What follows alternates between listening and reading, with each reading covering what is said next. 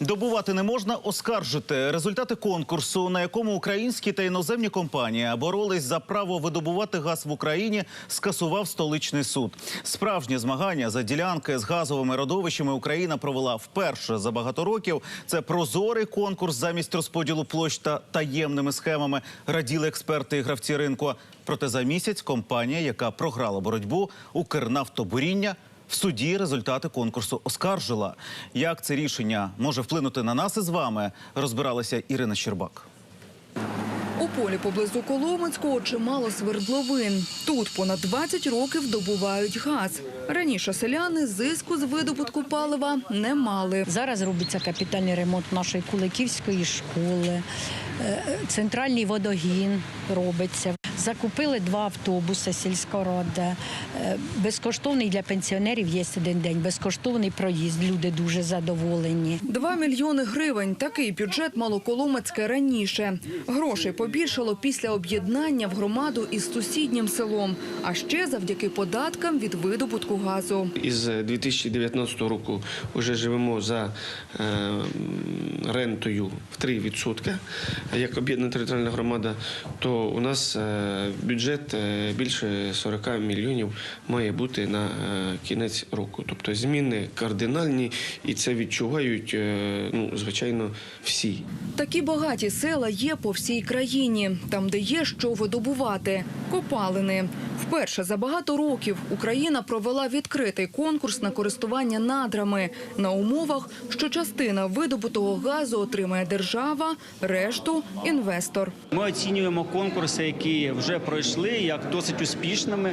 Прийшли нові гравці, прийшли інвестори, як українські, так і іноземні. І ми взяли гарні зобов'язання. За оптимістичним сценарієм обсяг інвестицій може склати $1,5 мільярда.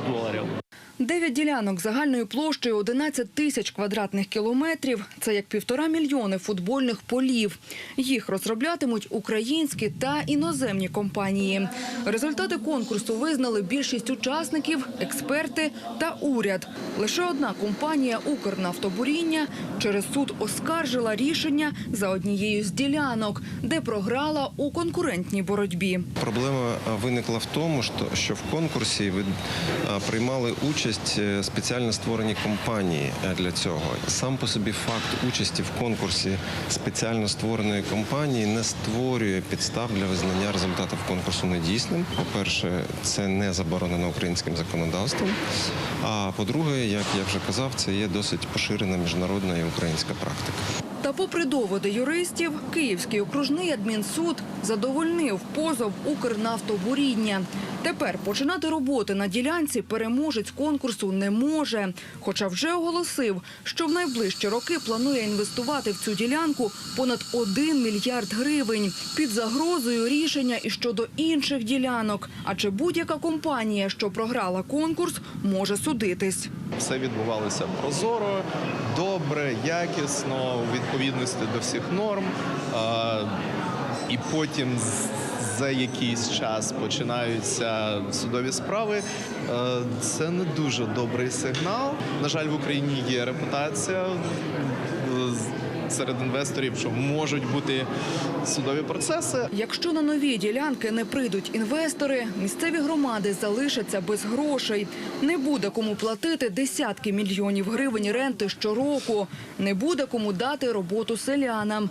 Нових заможних сіл, таких як Коломенське, в Україні теж не з'явиться. Принаймні, поки рішення прозорого конкурсу в Україні можна буде оскаржити в суді.